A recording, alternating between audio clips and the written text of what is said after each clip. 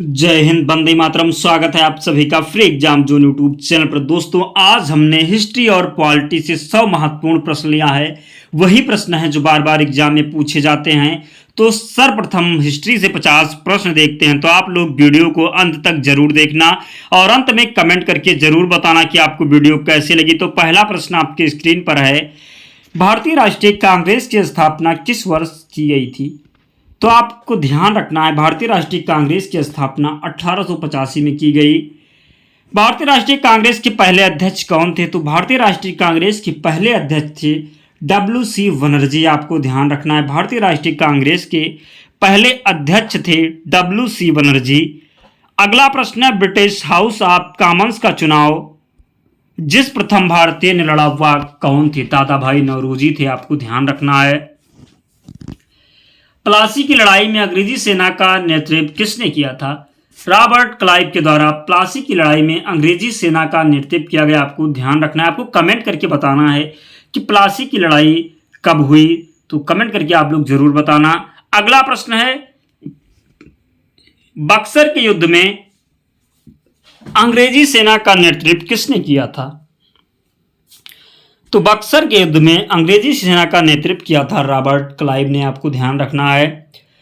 ठगी प्रथा के उन्मूलन से संबंधित गवर्नर जनरल कौन थे? तो ठगी प्रथा के उन्मूलन से संबंधित गवर्नर जनरल था वेडिंग। आपको ध्यान रखना है। टीपू सुल्तान की राजधानी कौन सी थी? तो श्रीरंगपट्टनम थी टीपू सुल्तान की राजधानी। क्लाइव को बंगाल का गवर्नर कब बनाया गया? 1757 में क्लाइव को बंगाल का गवर्नर बनाया गया। किस सिख गुरु ने गुरु नानक की जीवनी लिखी थी? तो गुरु अर्जुन देव ने गुरु नानक की जीवनी लिखी थी। आपको ध्यान रखना है। भारत का प्रथम गवर्नर जनरल और वायसराय कौन था? लॉर्ड कैनिंग था भारत का प्रथम गवर्नर जनरल और वायसराय। आपको ध्यान रखना है। टीपू सुल्तान की मृत्यु 1799 ईस्वी में कहां हुई थी? तो टीपू सुल्तान की मृत्यु 1799 ईस्वी में श्रीरंगपट्टनम में हुई थी। किस मुगल बादशाह को जिंदा पीर कहा जाता है? औरंगजेब को जिंदा पीर कहा जाता है। आपको ध्यान रखना है। अकबर द्वारा बनाई गई कौन सी इमारत का नक्शा बौद्ध विहार की तरह है? तो पंचमहल का नक्शा जो है बौद्ध विहार की तरह है। आपको ध्यान रखना है।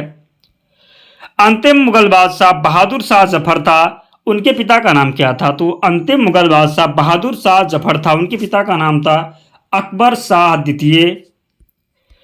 1526 ईस्वी में बाबर ने किस वंश के शासक को परास्त कर मुगल साम्राज्य की नींव डाली? तो लोधी वंश को जो है परास्त करके बाबर ने मुगल साम्राज्य की नींव डाली। आपको ध्यान रखना है। पानीपत का प्रथम युद्ध कब हुआ? तो 21 अप्रैल 1526 को पानीपत का प्रथम युद्ध हुआ। आपको ध्यान रखना है। गुजरात विजय की यादगार में अकबर ने किसका निर्माण कराया था? तो बुलंद दरवाजा का निर्माण गुजरात विजय की यादगार में अकबर ने करवाया था। बहुत बार प्रश्न एग्जाम में पूछा गया है, तो आपको ध्यान रखना है। सती प्रथा की निंदा करने वाला मुगल सम्राट कौन था? तो सती प्रथा की निंदा करने वाला मुगल सम्राट था अकबर। मुगल प्रशासन व्यवस्था में मनसबदारी प्रणाली को किसने प्रारंभ किया? तो मुगल प्रशासन व्यवस्था में मनसबदारी प्रणाली को अकबर के द्वारा प्रारंभ किया गया। आपको ध्यान रखना है। प्रसिद्ध सूफी सलीम चिश्ती कहाँ रहते थे? तो प्रसिद्ध सूफी सलीम चिश्ती फतेहपुर सिकरी में रहते थे। आपको ध्यान रखना है। अपने काल का महान संगीतज्ञ तानसेन किसके दरबार में थे? तो अपने काल का महान संगीतज्ञ अकबर के दरबार में थे। आपको ध्यान रखना है। गांधी जी दक्षिण अफ्रीका में कितने वर्ष रहे? तो गांधी जी दक्षिण अफ्रीका में 21 वर्ष रहे। इंडिया डिवाइडेड पुस्तक के लेखक कौन थे? डॉक्टर राजेंद्र प्रसाद थे इंडिया डिवाइडेड पुस्तक के लेखक।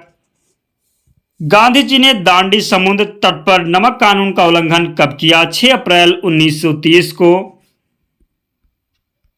कौन सा गोलमेज सम्मेलन 1932 ईस्वी में हुआ था? तीसरा गोलमेज सम्मेलन 1932 ईस्वी में हुआ था। आपको ध्यान रखना है। किसने सभी तीनों गोलमेज सम्मेलनों में भाग लिया था? बी.आर. अम्बेडकर ने तीनों गोलमेज सम्मेलनों में भाग लिया था। आपको ध्यान रखना है।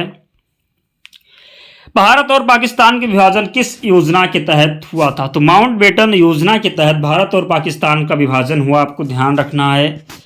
गांधी जी भारतीय राष्ट्रीय कांग्रेस के अध्यक्ष कितनी बार बने? तो गांधी जी भारतीय राष्ट्रीय कांग्रेस के अध्यक्ष एक बार बने। आपको कमेंट करके बताना है कब बने गांधी जी भारतीय राष्ट्रीय कांग्रेस के अध्यक्ष। इंकलाब जिंदाबाद का नारा किसने दिया? तो इंकलाब जिंदाबाद का नारा दिया था भगत सिंह ने। भारत की आजादी के समय अंग्रेज के अध्यक्ष कौन थे? तो भारत की आजादी के समय कांग्रेस के अध्यक्ष थे। आपको बताना है भारत की आजादी के समय कांग्रेस के अध्यक्ष कौन थे? जेबी कृपलानी थे भारत के आजादी के समय कांग्रेस के अध्यक्ष। किसने कहा था तिलक भारतीय शांति के जनक हैं? किसने कहा था तिलक भारतीय अशांति के जनक हैं? बी चिरोल ने कहा था। आपको ध्यान रखना है मुजफ्फरपुर में किंग्सफोर्ड की हत्या का प्रयास कब किया गया? 1908 में मुजफ्फरपुर में किंग्सफोर्ड की हत्या का प्रयास किया गया। हार्डिंग ने बंगाल विभाजन किस वर्ष रद्द किया? 1911 में हार्डिंग ने बंगाल विभाजन को रद्द किया। आपको ध्यान रखना है। नेक्स्ट क्वेश्चन है महात्मा गांधी ने सत्याग्रह क्रियाविधि सबसे पहले कहां प्रयुक्त की थी? चंपारण में प्रयुक्त की थी। महात्मा गांधी ने सत्याग्रह क्रियाविधि सबसे पहले। किसने कहा था तुम मुझे खून दो मैं तुम्हें आजादी दूंगा? सुभाष चंद्र बोस जी के द्वारा कहा गया था तुम मुझे खून दो मैं तुम्हें आजादी दूंगा। देश बंधु की उपाधि से कौन संबंधित है? चित्तरंजन दास संबंधित हैं देश बंधु की उपाधि से। आपको ध्यान रखना है। महमूद गजनबी किस वंश का था? यामनी वंश का था महमूद गजनबी। पंजाब के हिंदू शाही राजवंश को किसने स्थापित किया? कल्लर ने स्थापित किया पंजाब के हिंदू शाही राजवंश को। भारत में गुलाम वंश का संस्थापक कौन था? कुतुबुद्दीन ऐबक था भारत में गुलाम वंश का संस्थापक। 13वीं सदी में सेना का सर्वोच्च अधिकारी कौन था? तो 13वीं सदी में सेना का सर्वोच्च अधिकारी खान था। आपको ध्यान रखना है। चंगेज खान का मूल नाम क्या था? तेमुचिन था चंगेज खान का मूल नाम। दिल्ली के किस सुल्तान ने ब्राह्मणों पर जरिया कर लगाया था? फिरोज तुगलक ने। आपको ध्यान रखना है। जौनपुर राज्य का अंतिम शासक कौन था? हुसैन शाह था जौनपुर राज्य का अंतिम शासक। किस मुस्लिम शासक के सिक्कों पर देवी लक्ष्मी की आकृति बनी है? मोहम्मद गौरी के सिक्कों पर जो है देवी लक्ष्मी की आकृति बनी है। किस सुल्तान ने अपनी आत्मकथा लिखी? फिरोज तुगलक ने अपनी आत्मकथा लिखी। आपको ध्यान रखना है। सुल्तान बनने से पूर्व किसका नाम जौना खान था? मोहम्मद बिन तुगलक का नाम जौना खान था सुल्तान बनने से पूर्व। मगध की राजधानी कौन सी थी? तो राजगृह थी मगध की राजधानी। नंद वंश की अंतिम सम्राट कौन था? तो नंद वंश का अंतिम सम्राट था घनानंद। किस सम्राट ने अंग का विलय अपने राज्य में कर लिया? बिंबिसार ने अंग का विलय अपने राज्य में कर लिया। आपको ध्यान रखना है। शिशुनाग ने किस राज्य का विलय मगध साम्राज्य में नहीं किया? काशी का। आपको ध्यान रखना है। दोस्तों हिस्ट्री से 50 प्रश्न कंप्लीट हो गए। अगर आपने अब तक वीडियो को लाइक नहीं किया तो अब आप लोग वीडियो को लाइक कर दीजिए। अब हम पॉलिटी से 50 प्रश्न देखते हैं। बहुत इंपॉर्टेंट प्रश्न है ये प्रश्न आपके एग्जाम में सीधे पूछे जाएंगे, तो आप लोग वीडियो को अंत तक जरूर देखना और वीडियो को लाइक कर दीजिए और चैनल को सब्सक्राइब करके हमारे साथ जुड़ जाइए, क्योंकि हम वही भी प्रश्न लेकर के आते हैं जो आपके एग्जाम में सीधे पूछे जाते हैं और पिछले वर्ष में पूछे गए प्रश्न सभी पिछले वर्ष में पूछे गए प्रश्न है। तो आप लोग प्लीज वीडियो को लाइक कर दीजिए। अब हम पॉलिटी से 50 प्रश्न देखते हैं। उच्चतम न्यायालय के मुख्य न्यायाधीश कितने वर्ष की आयु तक पदधारी रहते हैं? 65 वर्ष की आयु तक। भारत के केंद्रीय मंत्रिपरिषद की बैठक की अध्यक्षता कौन करते हैं? तो प्रधानमंत्री करते हैं भारत की केंद्रीय मंत्रिपरिषद की बैठक की अध्यक्षता।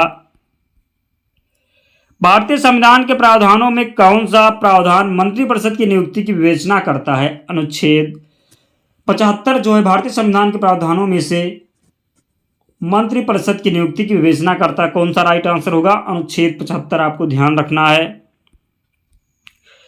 प्रधानमंत्री पद पर सर्वाधिक समय तक कौन आसीन रहा? जवाहरलाल नेहरू प्रधानमंत्री पद पर सर्वाधिक समय तक आसीन रहा। आपको ध्यान रखना है।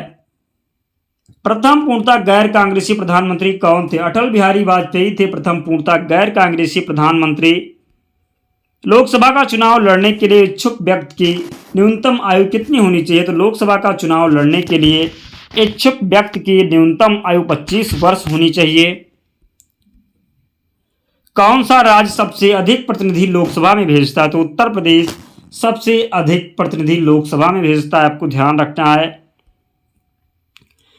किस राज्य का लोकसभा एवं राज्यसभा में प्रतिनिधित्व सबसे अधिक है? तो उत्तर प्रदेश का लोकसभा एवं राज्यसभा में प्रतिनिधित्व सबसे अधिक है, आपको ध्यान रखना है। किस संवैधानिक संशोधन अधिनियम द्वारा संविधान में मूल कर्तव्यों को सम्मिलित किया गया? तो 42वें संविधान संशोधन 1976 के द्वारा जो है संविधान में मूल कर्तव्यों को सम्मिलित किया गया, आपको ध्यान रखना है। वर्तमान में कुल कितने मूल कर्तव्यों का उल्लेख है? संविधान में वर्तमान में कुल कितने मूल कर्तव्यों का उल्लेख है? तो राइट आंसर है 11 मूल कर्तव्य, आपको ध्यान रखना है। भारत के संविधान के किस अनुच्छेद में मौलिक कर्तव्य की चर्चा की गई है? अनुच्छेद 51 ये में मौलिक कर्तव्य की चर्चा की गई है, आपको ध्यान रखना है। किस समिति ने मौलिक कर्तव्यों को शामिल करने की अनुशंसा की थी? स्वर्ण सिंह समिति ने मौलिक कर्तव्य को शामिल करने की अनुशंसा की थी, आपको ध्यान रखना है। राज्य विधानमंडल का ऊपरी सदन कौन सा? विधान परिषद है राज्य विधानमंडल का ऊपरी सदन। भारत में राज्य विधान पालिकाओं का उच्च सदन कौन सा है? विधान पालिका परिषद है भारत में राज्य विधान पालिकाओं का उच्च सदन। किस राज्य में द्विसदनात्मक विधान मंडल है? तो महाराष्ट्र में द्विसदनात्मक विधान मंडल है। किसको समाप्त किया जा सकता है पर भंग नहीं? विधानसभा को समाप्त किया जा सकता है पर भंग नहीं, आपको ध्यान रखना है। राज्य मंत्रिपरिषद का निर्माता, संहारक तथा प्राणदाता कौन होता है? मुख्यमंत्री होता है। राष्ट्रीय विकास परिषद की बैठक में राज्य का प्रतिनिधित्व कौन करता है? मुख्यमंत्री करता है। राष्ट्रीय विकास परिषद में बैठक में राज्य का प्रतिनिधित्व, राज्य का मुख्यमंत्री किसके प्रति उत्तरदायी है? विधानसभा के प्रति उत्तरदायी है राज्य का मुख्यमंत्री।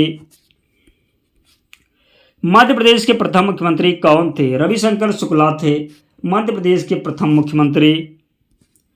भारत के किस मुख्य न्यायाधीश ने राष्ट्रपति के रूप में काम किया? जस्टिस एम हिदायतुल्लाह ने मुख्य न्यायाधीश के रूप में कार्य किया। भारत के किस मुख्य न्यायाधीश ने राष्ट्रपति के रूप में कार्य किया? तो जस्टिस एम हिदायतुल्लाह थे, इसका राइट आंसर होगा जस्टिस एम हिदायतुल्लाह। सर्वोच्च न्यायालय के अधिकार क्षेत्र में वृद्धि करने का अधिकार किसे प्राप्त है? संसद को प्राप्त है सर्वोच्च न्यायालय के अधिकार में वृद्धि करने का अधिकार। उच्चतम न्यायालय को परामर्शदात्री किस अनुच्छेद के तहत बनाया गया? अनुच्छेद 143 के तहत उच्चतम न्यायालय को परामर्शदात्री बनाया गया, आपको ध्यान रखना है। न्यायिक पुनर्विलोकन का अधिकार किसे है? उच्चतम न्यायालय को न्यायिक पुनर्विलोकन का अधिकार, आपको ध्यान रखना है। सर्वोच्च न्यायालय के मुख्य न्यायाधीश के पद पर सर्वाधिक लंबी अवधि तक कौन पदस्थ रहा? तो वाई बी चंद्रचूड़ जो है पदस्थ रहा, आपको ध्यान रखना है। सर्वोच्च न्यायालय के मुख्य न्यायाधीश के पद पर सबसे कम समय तक कौन आसीन रहा? कमल नारायण सिंह सर्वोच्च न्यायालय के मुख्य न्यायाधीश के पद पर सबसे कम समय तक आसीन रहा, आपको ध्यान रखना है। वर्तमान लोकसभा में प्रत्येक राज्य के लिए स्थान का आवंटन आधारित है 1971 की जनगणना पर, आपको ध्यान रखना है। लोकसभा के एक निर्वाचन क्षेत्र में कम से कम कितनी जनसंख्या का प्रतिनिधित्व करती है? 7.5 लाख, आपको ध्यान रखना है। प्रथम भाषाई राज्य किसे बनाया गया? आंध्र प्रदेश को प्रथम भाषाई राज्य बनाया गया। अगला प्रश्न है, प्रथम भाषाई राज्य किसे बनाया गया? तो आंध्र प्रदेश राइट आंसर है। अगला प्रश्न है, भाषा के आधार पर राज्यों का पुनर्गठन किस वर्ष में किया गया?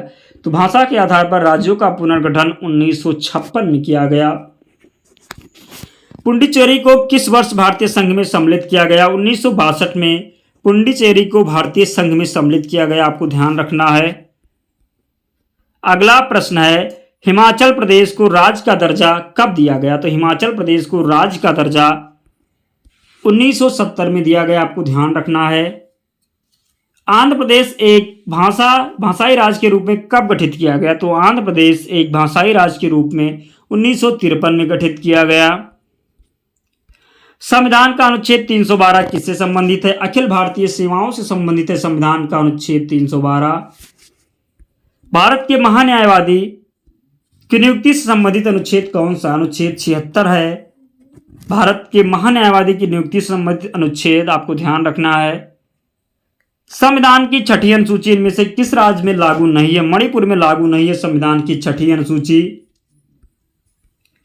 भारतीय संविधान की समवर्ती सूची की अवधारणा किस देश से ली गई है? तो समवर्ती सूची की अवधारणा ऑस्ट्रेलिया से ली गई है, आपको ध्यान रखना है। भारत में सरकार की संसदीय प्रणाली कहां से ग्रहण की गई है? ब्रिटिश संविधान से ग्रहण की गई है। भारत में सरकार की संसदीय प्रणाली। संविधान सभा के सदस्यों को किसने प्रत्यक्ष रूप से निर्वाचित किया? प्रांतों की विधानसभा ने संविधान सभा के सदस्यों को प्रत्यक्ष रूप से निर्वाचित किया। आपको ध्यान रखना है। संविधान सभा में किस प्रांत का प्रतिनिधित्व सबसे अधिक था? संयुक्त प्रांत का प्रतिनिधित्व सबसे अधिक था संविधान सभा में। संविधान सभा में किस देशी रियासत के प्रतिनिधि ने भाग नहीं लिया? हैदराबाद राइट आंसर है। आपको ध्यान रखना है। बी.आर. अम्बेडकर का संविधान सभा में निर्वाचन कहां से हुआ था? पश्चिम बंगाल से हुआ था बी.आर. अम्बेडकर का संविधान सभा में निर्वाचन। आपको ध्यान रखना है। संविधान सभा का चुनाव किस आधार पर हुआ? तो संविधान सभा का चुनाव वर्गीय मताधिकार पर हुआ। राइट आंसर होगा वर्गीय मताधिकार। भारत के संसद में क्या शामिल है? राष्ट्रपति, राज्यसभा व लोकसभा शामिल है। भारत की संसद में क्या क्या? राष्ट्रपति, राज्यसभा व लोकसभा शामिल है भारत की संसद में। संसद का स्थायी सदन कौन सा है? तो राज्यसभा है संसद का स्थायी सदन। संसद का लोकप्रिय सदन कौन सा है? लोकसभा है संसद का लोकप्रिय सदन। संसद के किस सदन के प्रतिनिधि सभा भी कहा जाता है? संसद के किस सदन को प्रतिनिधि सभा भी कहा जाता है? तो लोकसभा को प्रतिनिधि सभा भी कहा जाता है। भारतीय संसद के कितने सदन हैं? तो भारतीय संसद के 2 सदन हैं। भारत की संघीय व्यवस्थापिका को किस नाम से जाना जाता है? तो भारत के संघीय व्यवस्थापिका को संसद के नाम से जाना जाता है। भारतीय संविधान में राज्य के नीति निर्देशक तत्व कहां से लिए गए? आयरलैंड से लिए गए हैं। भारतीय संविधान में राज्य के नीति निर्देशक तत्व। दोस्तों वीडियो कंप्लीट हो गई। अगर आपने अब तक वीडियो को लाइक नहीं किया है तो प्लीज़ आप लोग वीडियो को लाइक कर दीजिएगा और इसकी पीडीएफ के लिए आप टेलीग्राम चैनल से जुड़ जाना। लिंक डिस्क्रिप्शन बॉक्स में है या आप टेलीग्राम पर जाकर के सर्च कर लेना, फ्री एग्जाम जोन चैनल मिल जाएगा। आप लोग ज्वाइन हो जाना, वहां पर आपको सारी पीडीएफ मिल जाएगी। तो प्लीज़ आप लोग वीडियो को लाइक करके ही जाना और चैनल पर नए हैं तो चैनल को सब्सक्राइब कर लेना। तो मिलते हैं अगले वीडियो में, तब तक पढ़ते रहिए, ध्यान रखिए अपना, स्वस्थ और सुरक्षित रहिए। जय हिंद।